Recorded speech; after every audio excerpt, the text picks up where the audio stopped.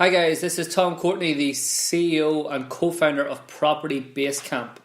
What I thought I'd do is, same with the start of the year, I had something that's been burning on my mind the last couple of months, and that is Facebook. So I wanted to give a bit of a vent, bit of a I guess my opinion on where I see Facebook going and the transition within Facebook at the minute.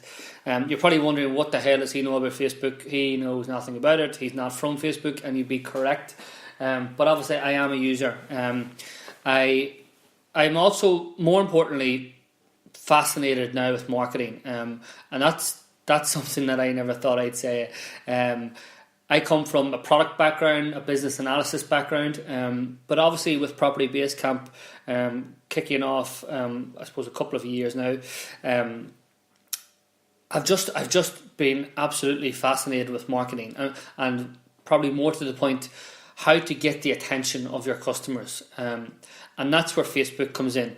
So we at Property Basecamp, we don't do an awful lot of traditional marketing. And when I say traditional, I mean the likes of newspapers and flyers and radio advertisements and things like that, billboards. We don't do any of that. We're 100% at the minute digital advertising. And when we say digital advertising and marketing within Property Basecamp, it's essentially Twitter, Facebook, LinkedIn, and a little bit of Snapchat. So that's where Facebook basically comes in, and that's where I've been noticing a number of changes over the last probably couple of years, but more prominent now. So with Facebook, I suppose everybody knows now what the story of how it started. We've probably all seen The Social Network movie. It essentially started off as a platform where you could connect and socialize and integrate with people within your social group, and I suppose broaden your social group in your social network. Excuse me. And it was very much a consumer-based application. Over the last while,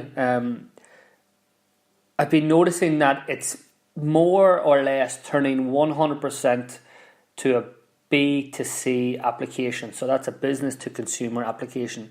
And what that essentially means is it's more being used by businesses to advertise to their consumers and to their customers, rather than consumers and consumers integrating with each other, which is a consumer-based app. And it's very, very interesting to me.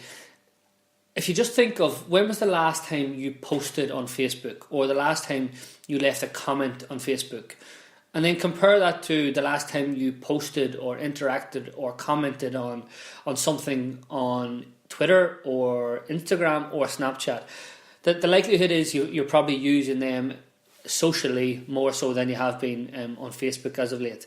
And I think that's part of, dare I say, a problem for Facebook, or just an observation that I've noticed. So again, if you look at your news feed in Facebook at the minute, it is I would say predominantly, and now this is mine, so this is again just my opinion, but mine is predominantly businesses advertising on the news feed. Excuse me. There's very little of my social group who are actually posting. I'm just scrolling through now, who are posting on Facebook. It is more, there's a fitness there's a fitness business.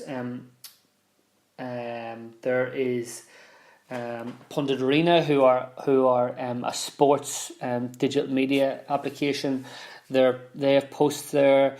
There's a couple of posts about family. There's the Irish Post, videos of people singing at weddings, memes. It's full of memes. It's full of clips. There's another one, comedy clips. Now, I know this is all my feed, and I'm in control of that feed, but I'm pretty sure that this is across the board. Everybody's seeing this now. They're seeing very little of their friends commenting and leaving posts, and more so of businesses, and clips and memes and things like that.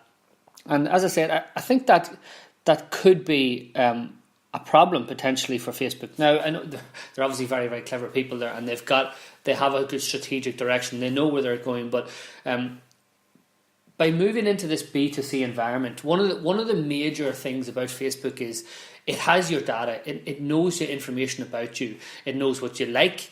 It knows your interests. It knows your hobbies. It knows where you live. It knows where you work. But if that information isn't updated and isn't kept up to date, then their advertising platform becomes less powerful. Again, I'll just use my own example. I moved back from Sydney, Australia, 2.5 years ago. If you look at my profile, I still have a picture there of the Harbour Bridge. I have a picture of a sort of boat as a profile picture. I have my lives in Sydney. And that's the information I currently have on my profile. And you're probably wondering again, why is that important? What are you talking about? And this is so important because of Facebook's advertising capabilities at the minute, and where I think they're going to go more so as they delve more into a B2C application and B2C environment. Their advertising is still probably underpriced, but so powerful. If you have a business at the minute, you can target your customers via anything, via your hobbies, via your interests, via where you work. I'll give you an example of what Property Basecamp use it for. So we're trying to target employees who work within financial services or technology companies in Ireland, in Dublin specifically. So we can set up a marketing campaign that says something like, do you know Property Basecamp can help your employees secure rental accommodation when they relocate? And we can run that campaign against people who work in these specific companies, for example, Google and Facebook and Twitter, and even certain job professions, or even the amount of money that they make. So again, we're trying to target HR directors and HR managers and recruitment managers. We can do that via Facebook. But we can only do that at the minute because of the information that you're providing Facebook and the information that you have in your profile. And again, that's probably two major things. One is the information actually within your profile. So where you live, where you work, are you in a relationship? What city are you currently residing in?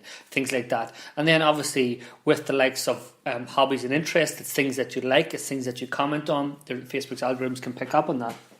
Now, if a consumer stops integrating and stops interacting with Facebook and just uses it, I guess, as a news feed in its proper sense, where they go into Facebook to look at match reports from excuse me, I keep burping. I've got hiccups. Match reports from a rugby match, which I'm looking at now, or a soccer match from yesterday, or an advertisement from a local business. They will be scrolling and literally just passively consuming this information, but they won't be interacting. They won't have any reason to interact. There's nothing really that catches their attention, except the odd political news articles that get run, and that could become an issue for Facebook long term, because they want to try and keep you within their app, within their ecosystem, and they want you to interact and to use it and to update your profile information. Again, I'll just ask a simple question. When's the last time you updated your profile information? I think if a lot of us go in, we'll probably have old profile information like I have, for example, where I'm currently living in Sydney, even though I've been in Dublin for 2.5 years. So I think that can become more important for Facebook. And if you look at it, everybody has all the other applications, the main applications at the minute, the Facebooks and Twitters and Snapchats and Instagrams. They all have their little niche. For example, Twitter is currently being used for people doing real-time updates, responding to real-life events in real time. For example, if it's a football match, people are tweeting about a football match, or a concert, or something stupid that Donald Trump actually tweeted about. We're all tweeting straight away about that, and that's got its little niche. Then you've got your Instagram, which is, for me now, it's all about Instagram influencers and Instagram marketers, and they're really controlling Instagram at the minute. So again, that's the likes of me going on to Instagram and looking at all these beautiful models and fitness people and sports stars who are leaving these comments and pictures, unreal pictures of them beside a pool or travelling around the world, and they've got hundreds and thousands and millions of viewers, and we're interacting, we're liking, we're commenting on these, and that's its little niche. And again, Snapchat's probably similar, where it's doing the same thing, dare I say, as Instagram, but for a younger demographic. And then you've got LinkedIn, which is a business platform, which we tend to use most because that's where the attention of our customers lie. So they've all got their real niches, and I think everybody, the general consumer world knows that they know what these applications are being used for. But I'm not so sure that we all know now what Facebook is. What is it? What is it trying to do? Is it moving to a solely B2C environment, B2C ecosystem? And I think it is. And I think that's why it went and bought it. Part of the reason why it went and bought Instagram, because it's going to obviously make them a load of money. But Instagram now has that sort of social play and real social network where people are interacting. Whereas Facebook doesn't necessarily have that. You'll see just on Facebook, you'll call it interacting, but all it is people sharing and tagging people to look at this particular news article, and that's interesting to me. Obviously, as I said, obviously Facebook know what they're doing, know the direction where they want to go, but I think it is just essentially changing what Facebook once was and what I think it was started to be, and into a different beast, probably a bigger beast. Like Facebook's not going away; it is here to stay. But it's just undergoing a massive transition. So over the next 12 months, I'll be really interested just to see of how that comes to pass, and if that comes to pass. As I said, this is just my opinion. I think it's going to move more to a B2C platform, as I've already said. But I think a challenge is that it needs to have its users interacting and giving it the data that it needs to continue to be a really powerful advertising platform. And again, that's what they'll be looking for, because Facebook advertising probably is really underpriced at the minute. Like, you can run a Facebook advert for €100 if you want, and you can get good reach both organically and paid. And you compare that to the traditional marketing and advertising of let's say sponsorship deals on jerseys for sports teams, or adverts during breaks of TV shows, which people don't watch anymore. So it's still underpriced, but it's going to be really interesting to see the direction it goes over the next 12 months. So that's my 2 cents on it. I do think it's going to drastically change. And it'll be interesting to see how they respond and how they continue to grow and bring on more products to their whole ecosystem. So again, would love to get your opinions on it.